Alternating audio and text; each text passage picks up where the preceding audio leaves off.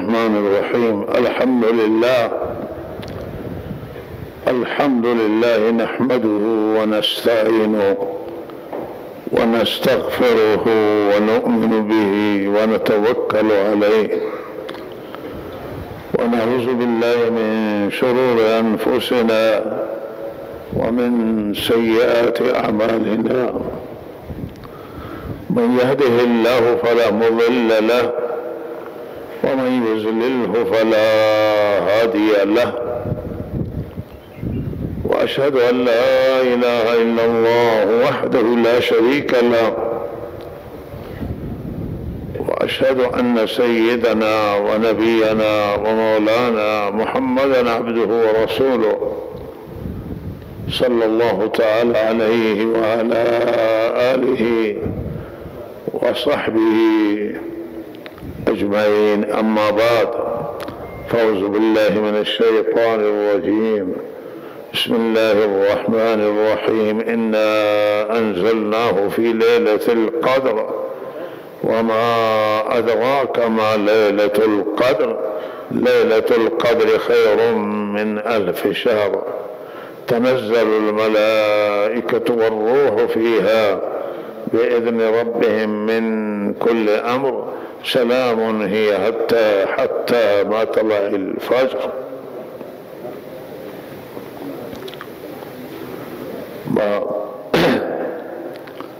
در اشره اخیر ماه رمضان قرار گرفتیم و الله سبحانه و تعالی برنامه‌اش تغذیه روح انسان و ساختن انسان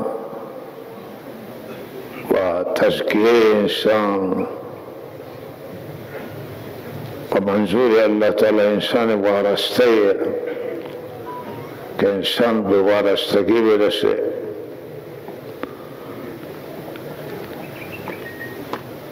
همانطور که الله تعالی برای جسم انسان بهترین غذاها را تدارک دیده که انسان ها جسمشون پرورش حاصل کنه و تغذیه بشه و تقویت بشود، در جسم سالم و قوی بشود. و این خدای مهربان برنامه‌ریزی کرده است که چگونه انسان از درون پاک بگردانه و قلبش از آلودگی ها خلاصی حاصل کند و تصفیه بشود و خرابی های درون از انسان بیرون بشود، خوبی ها بیاید، در دل انسان جاه پیدا بکنند، محبت های خوب، اخلاق خوب، اعتقاد خوب، عمل کرده صحیح و درست. رذایل اخلاقی از انسان دور بشن. اخلاق فاسد، منش فاسد، اخلاق فاسد و مانند دو و حسد، کینه، حب مال و حب جاه و اینها را الله میخواد انسان رهایی حاصل کنه از اینها و به جای آن توکل در انسان جا پیدا بکنه، اعتماد بر الله تعالی که بالاترین سرمایه، ایمان در قلب انسان جا پیدا بکنه، انسان دلش منور بشه با ایمان، نور ایمان، و انسان از اخلاقهای بلند برتر و بهتر بهره‌مند بشود. و این انسان الله تعالی می سازه به جای حب دنیا حب الله در دل جا پیدا بکنه، فکر آخرت در سر انسان به وجود بیاید. معنویت بار معنویت انسان بزرگ بشه و این چیزی که انسان گوهر میکنه و انسان فرهیخته میکنه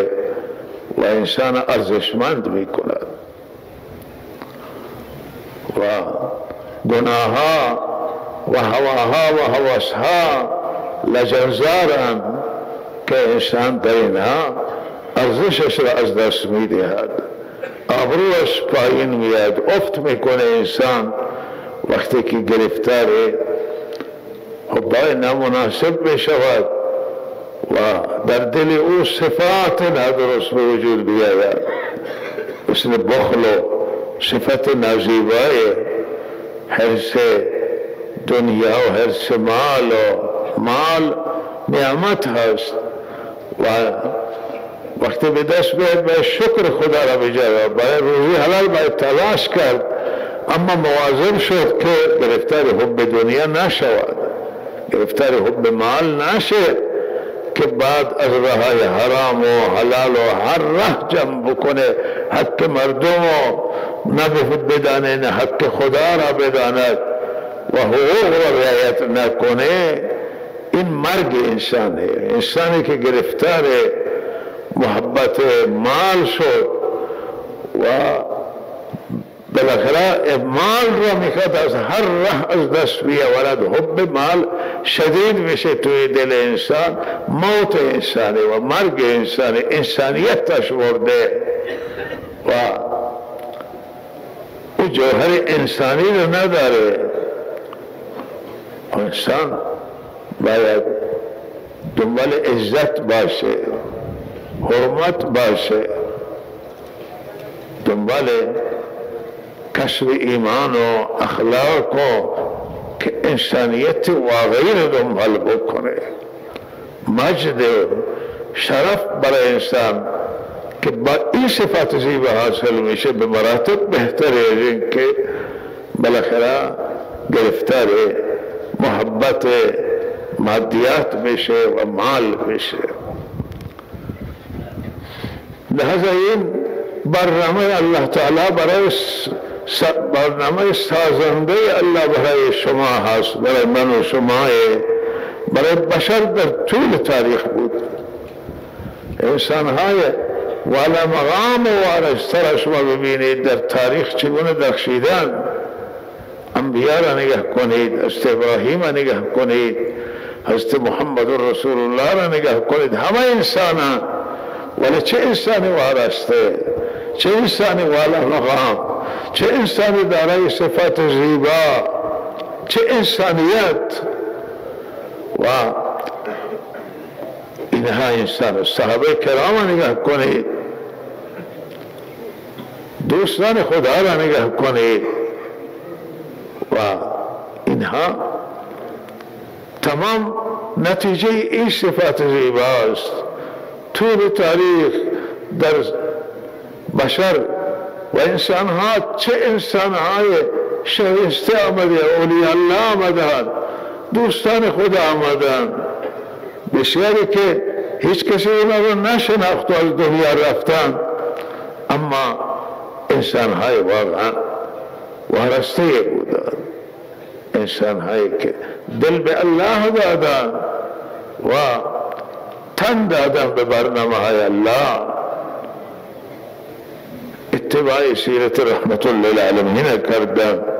و تابعی قرآن کردن. و عشر اخیر رمضان کل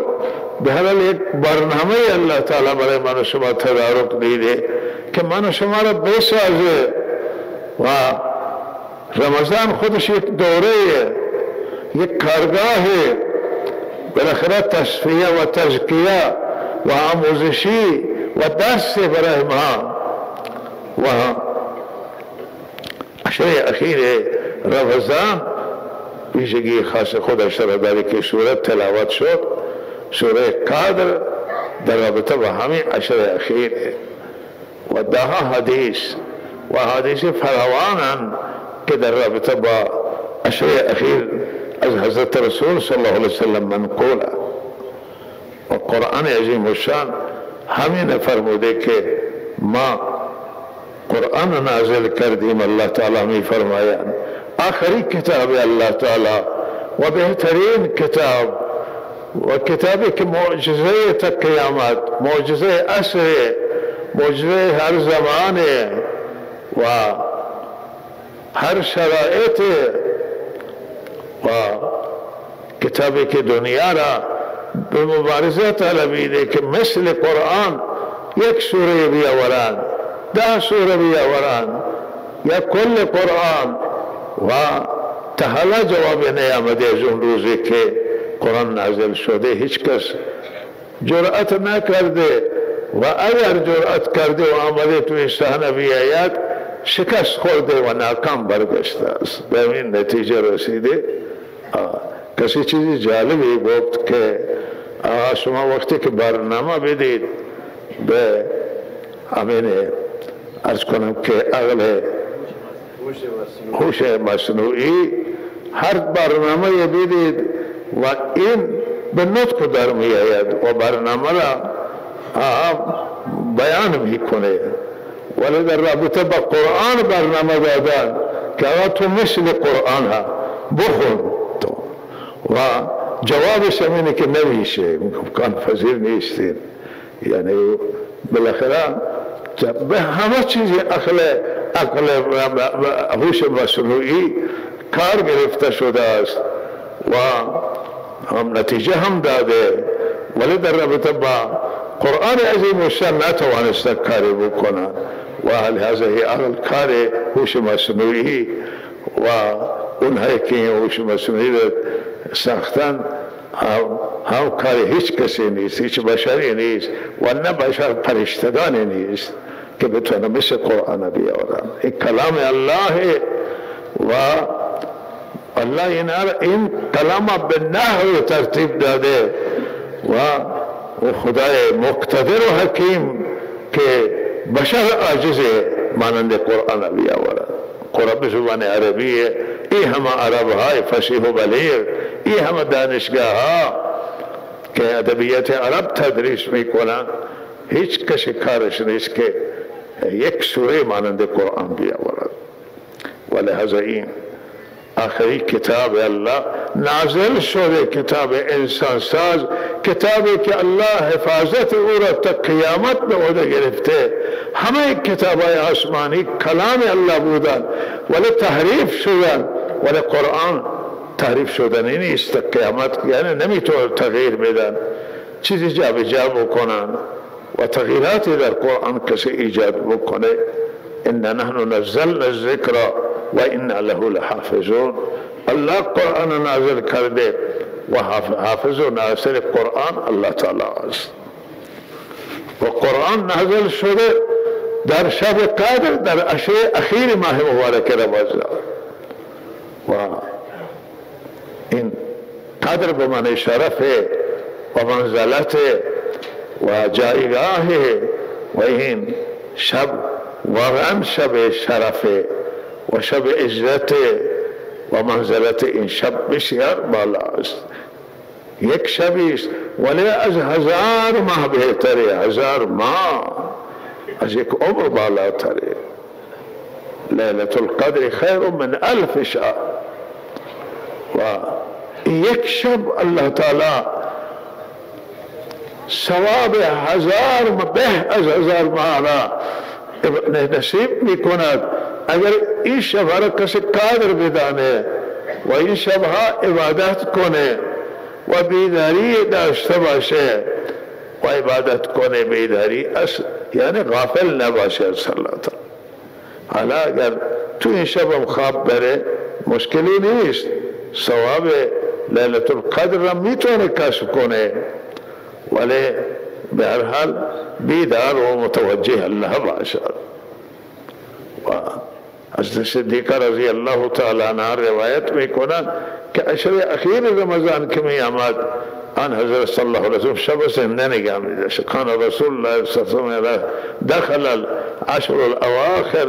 احیا لیله، شب را زنده نگاه می‌داشت و ایقظ اهله، زن و بچه ها را بیدار می‌کرد بیداری میدادن که نخوابید و بیدار باشید و عبادت کنید. و بعض روایت جد و شد المئزرا، وقتی عشر اخیر ماه رمضان می آمدن جدیت را در عبادت اختیار می کردن، جدی می شدن توی عبادت و کمر همت را می بستن و الله را بندگی می کردن. و لحاظا این شب این 10 شب و عشر اخیر در فضیلت خاص خودش هست و آن حضرت هر سال در عشر اخیر داخل می شدن به مسجد و تا پایان رمضان اعتکاف نگه می داشتن و در مسجد بودن، قرآن می خواندن، به عبادت می پرداختن، به دعا و ذکر و اعمال توجه می کردن. و سعادت برای کسانی که از شب 21 غروب 20 رفتن در مساجد و معتکف شدند و الله تعالی اعتکاف و دعای اونها را قبول بفرماید. و یکی از راه‌های تلاش جستجوی برای ثواب لیلة القدر هم رفتن در مسجد و اعتکاف است. بهرحال عزیزان، این فرصت استثنایی و ما مهمه. دنیا محل زراعت هست، دنیا محل کشت برای آخرت هست. شما در فصل زمستان مردم کشاورزی می کنند تا در فصل بعدی 6 ماه بعد یا 5 ماه بعد محصول درو کنند و درخت محل می کنند، باغ درست می کنند و برای این درختان زحمت می کشند تا در فصل برداشت میوه و محصول برداشت بکنند. دنیا محل زراعت برای آخرت، مزرعت الاخرت حدیث آمده. اینجا شما بکارید، آنجا درو بکنید، اینجا هرچه بکارید آنجا همون درو می کنید. بد بکارید بد درو می کنید، نیک بکارید نیک درو می کنید، خوب بکارید خوب درو می کنید، سست بکارید سست درو می کنید، ضعیف درو می کنید. و لحظه عزیزان من، اینجا محل زراعت، محل جد و جهد، محل سعی و تلاش. و من اراد الاخرة و سعی لها سعیها، الله فرموده. و لحظه اینجا باید من شما همت کنیم، الله را بندگی بکنیم با جان، الله را بندگی بکنیم با مال، که مال را در راه الله بدیم و به مستمندان، به نیازمندان، به فقرا در این شرایطی که در کشور حاکمه و مردم دارای مشکلن و نیازمندی خیلی زیاد شده، فقر بیداد میکنه. در چنان شرایطی از ایمانی که انسان بالاخره به ضعفا برسه، به دیگران برسه، در فکر اونها باشه، در زندگی خود برنامه ریزی داشته باشید. الله تعالی به شما هر چه که عنایت میکند یک بخش را جدا کنید، یک قسمت را جدا بکنید برای الله تعالی بدید به بندگانی که نیاز دارند، به زندانی و زندانی ها و خانواده زندانی ها بدید که کسی را نانآوری ندارند و کسی ندارن برای اونها کسب بکنه و تلاش بکنه. و به یتیم ها، به سرپرست ها، مشکل داران، به مدارس دینی، به مساجد که مربوط به همان و به طلابی که علم کسب می کنند و بالاخره نمیتوانند که برن کسب و کار کنند و لحظه اونا تامین بشن تا علم حاصل بکنند. دانشجویانی که درس میخوانند و دانشگاه رفتن و الان ندارن که ادامه تحصیل بدن، دانش آموزان و بخش علم تقویت کنید، به بخش علم برسید، به بخش علم توجه کنید. بهترین خرجای شما هستند که برای علم خرج بشوند، برای دانش خرج بشوند و بالاخره عشره اخیر ماه رمضانه در این ما و خصوصا در عشر اخیر الله انتظارش از من و شما آنه که جدیت نشان بدیم، روحیه من تقویت کنیم، روحیه بندگی، روحیه عبادت، روحیه ایثارگری، قربانی و تلاش و کوشش و مجاهده و وقت تو رو ضایع نکنید، چرا که ضایع کردن وقت تلفاته، ولی چنان وقت قیمتی و ارزشمند که در ماه رمضان و بالاخره فرصت عشر اخیره یا کسانی که به عمره میروند و بالاخره حالا وقت محدود 10 روزه 8 روزه 9 روزه، ولهذا این روزها ارزشمندند که در کنار خانه کعبان، در کنار در مسجد النبی، کسانی که فرصت پیدا کردند و به مدینه منوره حاضر شدند، به مکه مکرمه حضور پیدا کردند، به این شهر الله تعالی، به شهر حبیبش و محبوبش و اون مسجد النبی و مسجد الحرام، ولهذا این فرصت بسیار ارزشمند و قیمتی بدانند و تلاش کنند و کوشش کنند که وقتشو ضایع نشه. بین بعضی رفت و آمده و این طرف و اون طرف رفتن و توی بازارها وقتشو تلف نکنند و بالاخره وقت به اعمال صرف کنند، به جای آنکه برند به خرید کادوی و تحفه و هدیه و بار خودشون رو سنگین کنند و برای جامعه ایرانی بسیار مشکله به این شرایط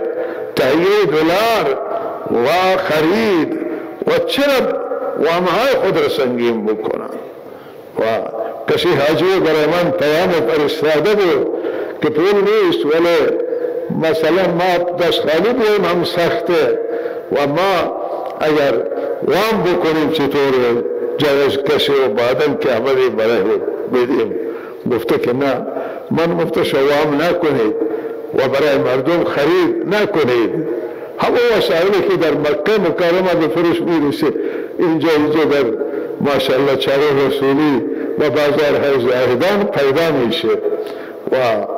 گفته شما اونجا برای مردم دعا کنید و دعا کنید برای دنیای اینها و آخرت اینها، دعای خیر کنید. این بهترین تحفه شما، بهترین هدیه شماست و اگر تشبیه هم بخواهید ماشاءالله اینجا تشبیه فراوانه. این تشبیه مال شخص چین هم و مال کشورهای دیگر هم، تشبیه اونجا هم مال شخص چینی و جانواز از همین بلاد هم میآید. بار خودتون را چرا سنگین بکنید، چرا خود را بدهکار کنید؟ شما برای دعا و زیارت و اعمال رفتید، ولهذا وقتتون را صرف اعمال بکنید و دعا کنید برای مردم، برای اینجا شما که دربار رفتید و محل قبولیت دعا رفتید، لہذا آنجا به دعا بپردازید. ولهذا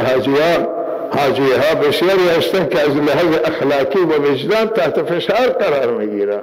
چرا که گذشته کیفای کلان و بزرگ پر کردن و آوردن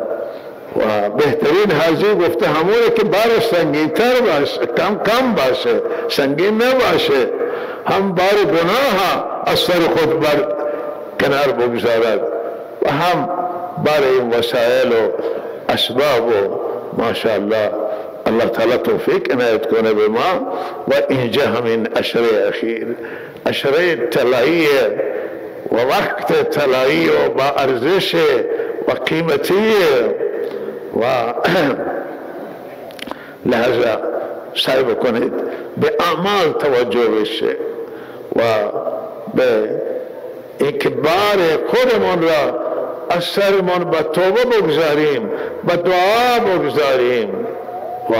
رحمتهای الله تعالی را به سوی خود و به سوی دیگران جذب و جلب کنیم. اون عشق و دعای و که وقتش علای ذکر اعمال و تلاوت قرآن که عزیزان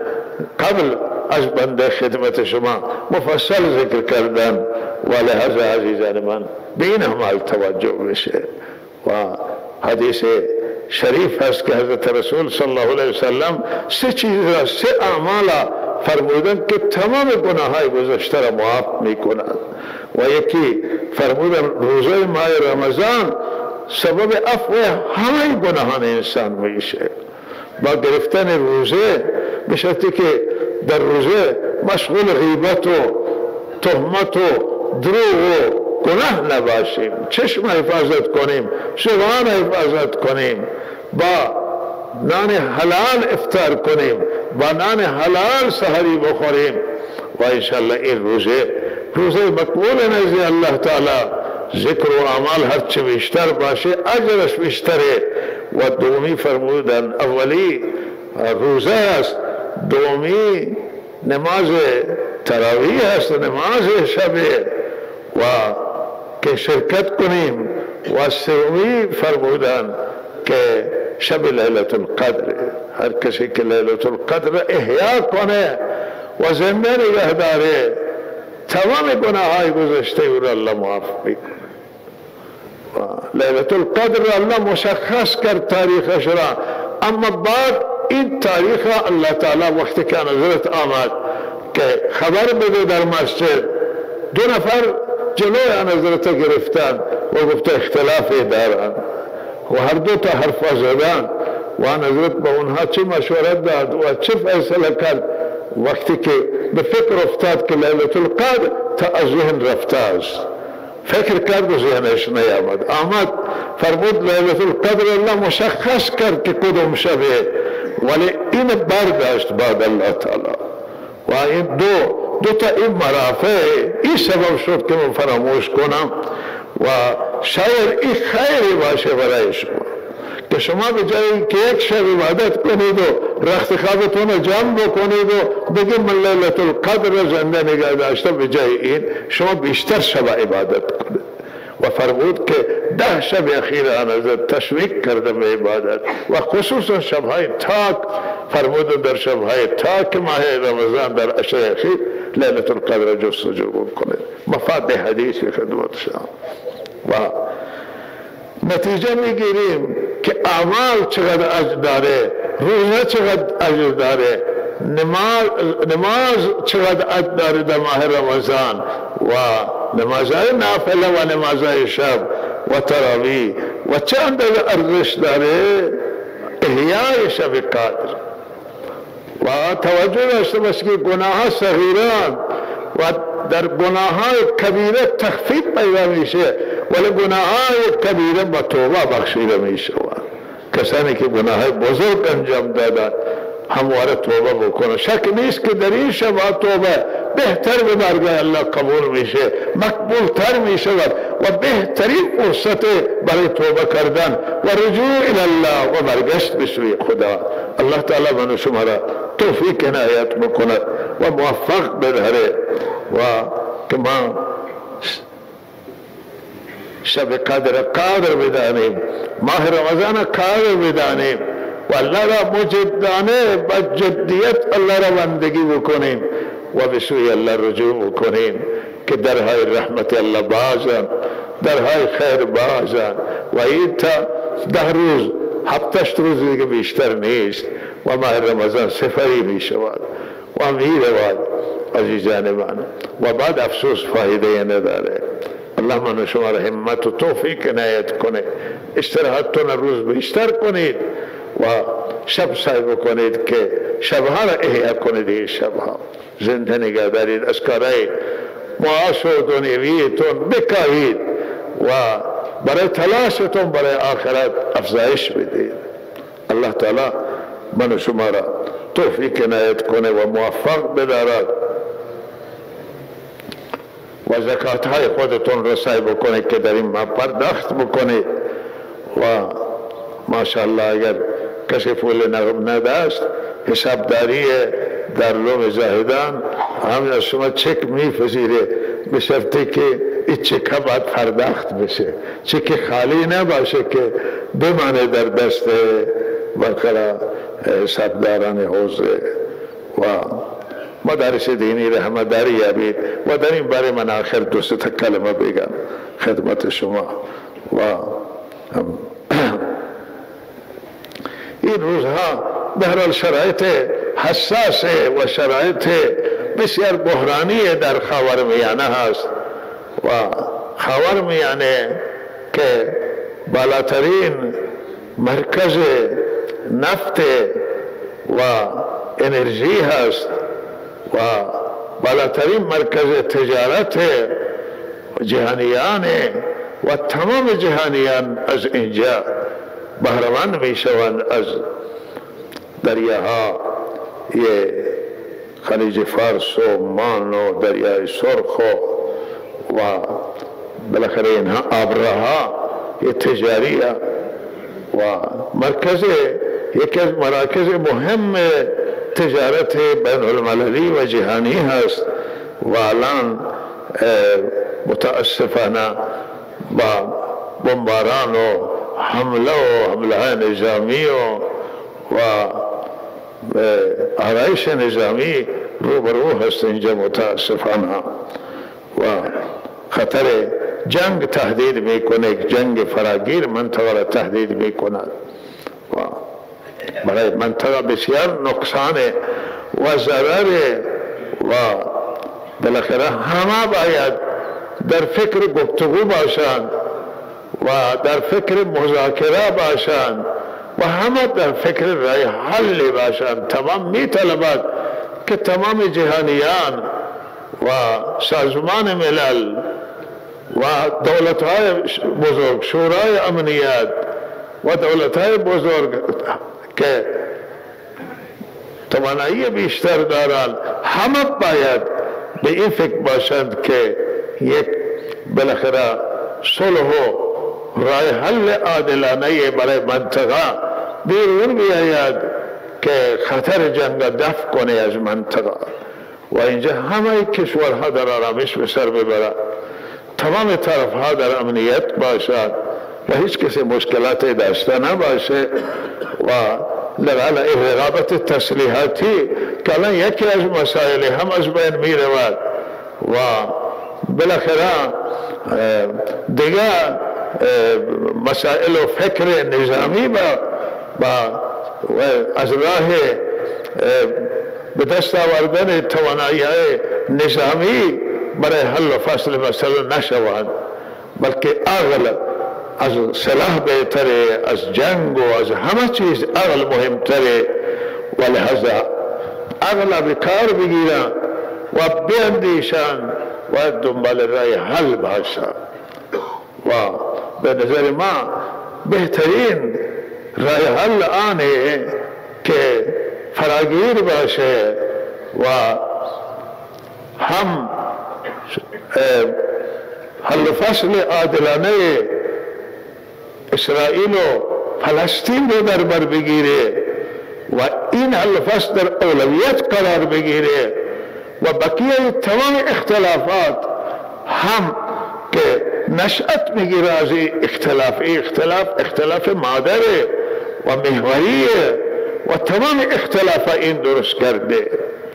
و حتی بسیاری از ناامنی های جهانی از همین اختلافات و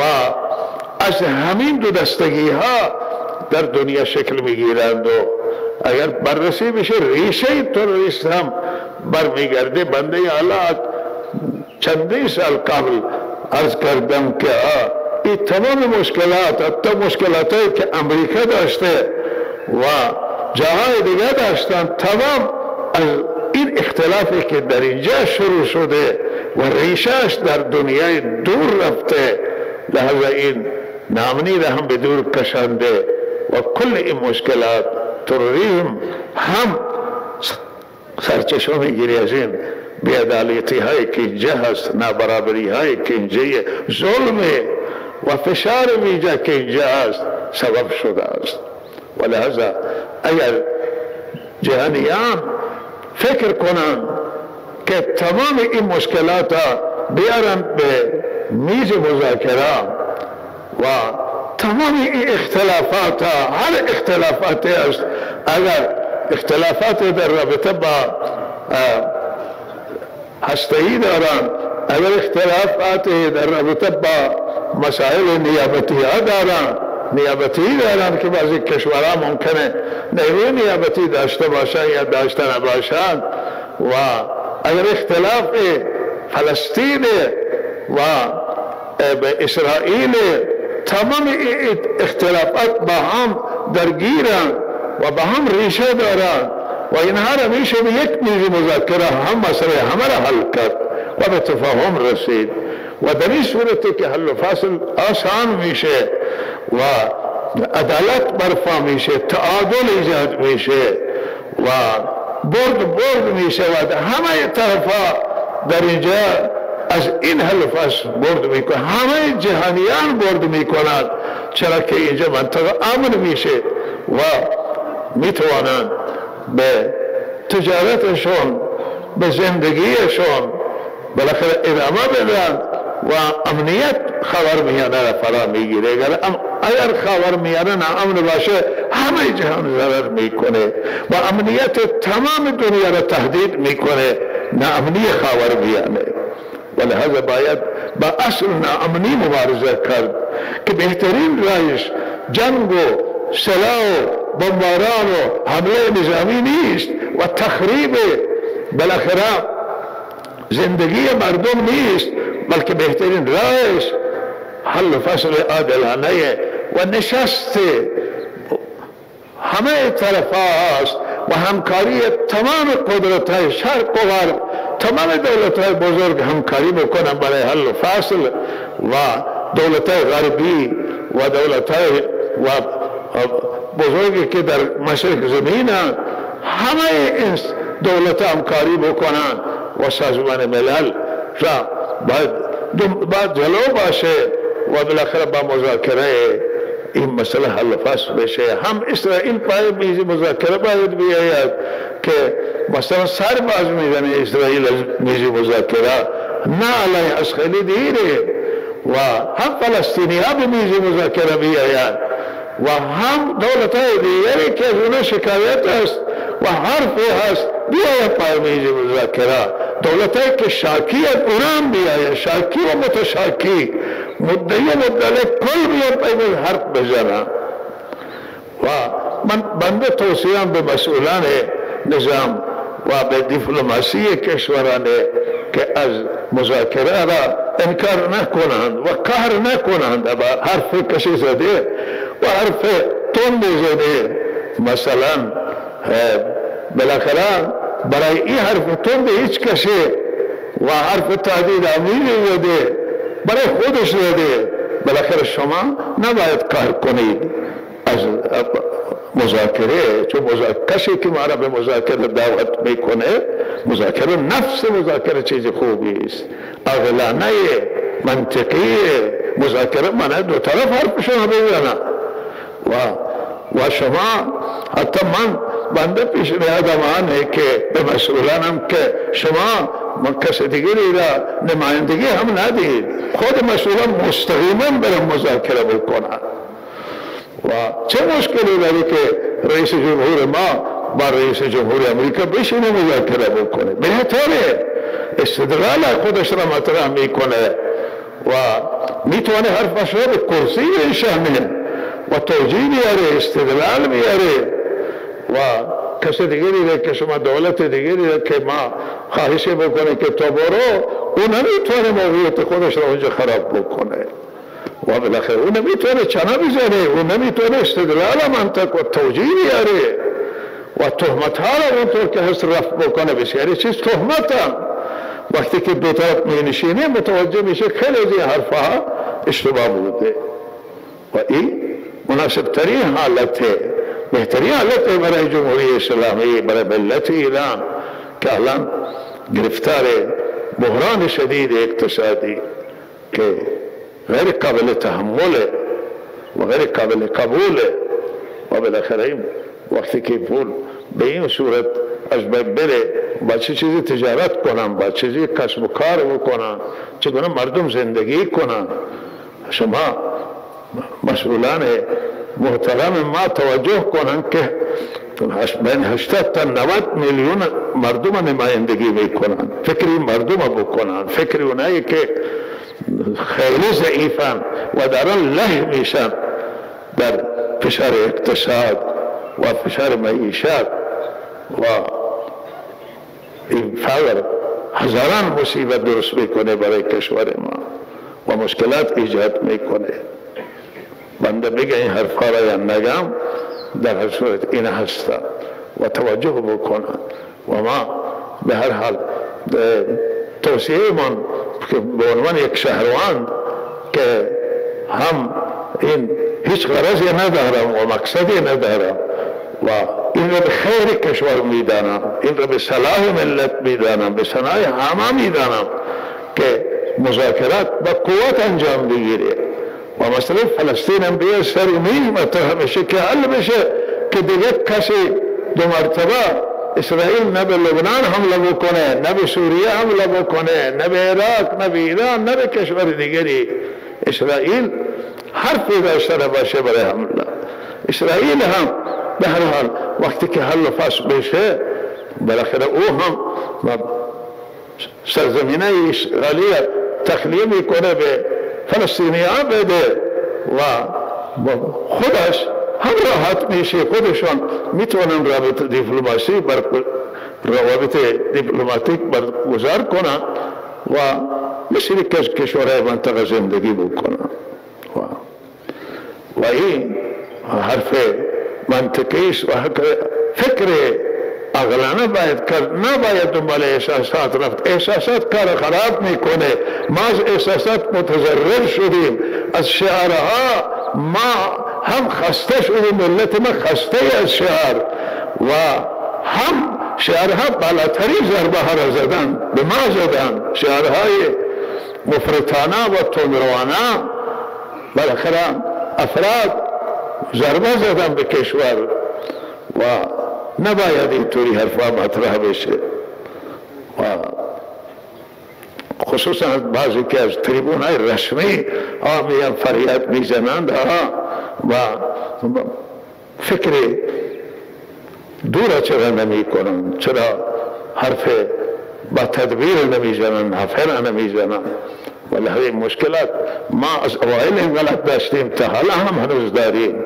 هنوز هم بسیاری و اساس جهان و در این دنیا نیستند، از جگه جای تشریف آوردن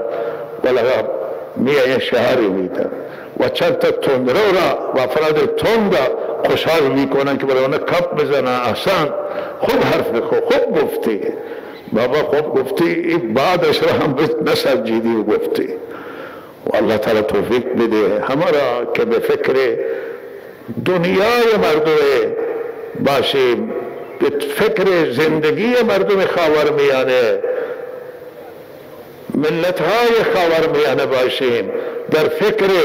ملت های دنیا باشیم، در فکر ملت ایران باشیم و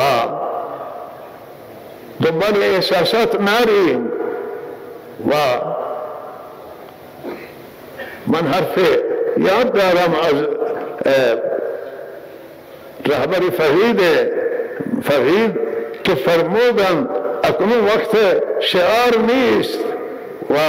شعار ول کنید به شعور بیایید. گفتن شعور کنید، فکر کنید. یا خیلی جالبی بود. بالاخره بیایید و فکر کنید و بیاندیشید و به هر حال جلوی ضرر هر جا گرفته بشه و هر اندازه گرفته بشه نفع و سود و الله تعالی توفیق کمال به همه ما عنایت کند. و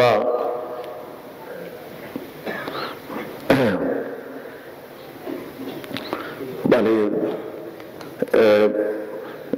آخری حرف بنده خدمت شما همین بود که شما را به صدقات تشویق کردم به ماه آخر ماه رمضان و ایام بسیار با ارزش و هم مدارسی که دارن خدمت می شود به هنر رسیدگی بکنید. و دارالعلوم زاهدان که مدرسه مرکزی و بزرگتر هست و خیرش الحمدلله همتر شده به دعای و اخلاص حضرت علامه مولانا عبدالعزیز رحمه الله تعالی و شما مردم خوب و حمایت های شما مردم و اساتید و همکاران خوب مدرسه، انشاءالله این مدرسه بیشتر رسیدگی بشود، چون که با این مشکلات واقعا خیلی سخته و توجه همه عزیزان میخواهد و این سفارش ویژه میکنم خدمت شما و خاص در رابطه با اینکه هم دعا کنید و هم انشاءالله هر اندازه بشود و سعی بکنید که هرچه بیشتر شما از وجوهات خیرتون و صدقاتتون را به مدرسه اختصاص بدید، به مسجد که آخری کارهای داخلیش هست و انشاءالله تا چند ماه دیگه دعاییم که از معماری داخلی فارغ بشین و کارهای بیرونی نمای بیرونی مسجد کار بشود و این مسجد هم برای شما انشاءالله و برای همه مردم الاخره این مسجد مال الله تعالی بنده میگم، مال پروردگار و مال مردم هست. بالاخره خانه الله تعالی و عبادتگاه الله و برای منفعت مردمه، برای نفع مردمه که نفع مردم یعنی اینجا همه انسان ها از اینجا استفاده ببرند، خیری ببرند. حتی من دعا که برای انسان ها میشه الله همه بندگانت را هدایت کن، خیر انسان ها به انسانیت اینجا تشویق بشه و انسانیت را مد نظر داشته باشیم و این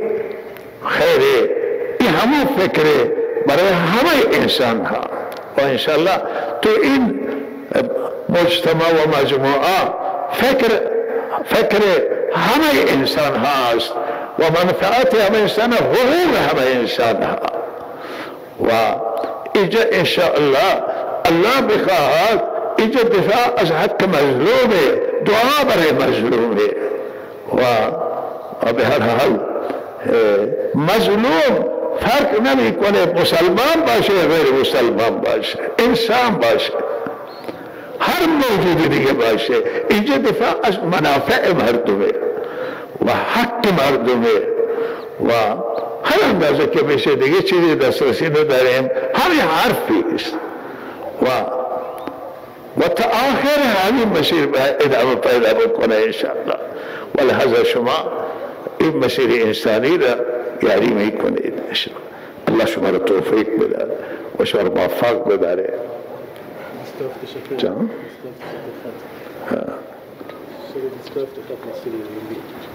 مسجد عزیزی ختم فرمودن که مسجد عزیزی شب 27 انشاءالله ختمه و هفته آینده یادداشت داده که جمعوری مساعدت برای مسجد جامع مکی اینجا که در این کار میکنیم و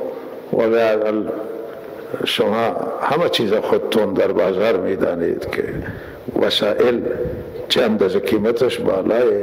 و کارگر و این مسائل الله هیچ کسی نمیتونه که صبر بکنه. اینجا جنس میده در همون جا میگه پول بدید و کارگر هم کار میکنه و اگر پولش نرسه اعتصاب میکنه. الله باید فکر کرد و بله فرمودن که وفات شهادت سیدنا علی رضی الله تعالی عنه امروز روز 21 و شهادت سیدنا علی رضی الله تعالی عنه است و چه ابر مرد واقعا تاریخ بوده و در شاگردان حضرت رسول صلی الله علیه وسلم و مکتب اسلام دین اسلام چقدر درخشیده این شخصیت و همه صحابه کرام درخشیدن همه زنان و مردان درخشیدن و سبب نجات و خیر برای بخش بزرگ از جهانیان شدن و سیدنا علی رضی الله تعالی عنه از این انسان‌های ممتاز و از این انسان‌هایی که آن حضرت او را دوست داشت و فرموده که خدا و رسول او را دوست دارد و هم داماد حضرت رسول صلی الله علیه وسلم و پسر عمویان حضرت صلی الله علیه وسلم و هم از طفلی و از کوچکی مشرف به اسلام شده در صداقت، در امانتداری، در یک رنگی. این سیره پاکانه. اگر برکات است در سیره این پاکان و آنچه که ما باید اتباع بکنیم سیره این پاکانه که اتباع بکنیم و سیدنا علی رضی الله تعالی بهترین اسوه، بهترین نمونه و الگوست برای رهروان راه خدا که عدالت سیدنا علی، قضاوت سیدنا علی رضی الله تعالی ممتازه و الله تعالی به ما توفیق بده که از همه اولیاء الله و دوستان خدا تأسی بجویم و تابعیت بکنیم سیره اونها را، سیره پاکان. اگر سیره شون ما به زندگیمون پیاده نکنیم فایده نداره و دوستی زمان قبول میشه که انسان عمل بکنه، اتباع بکنه.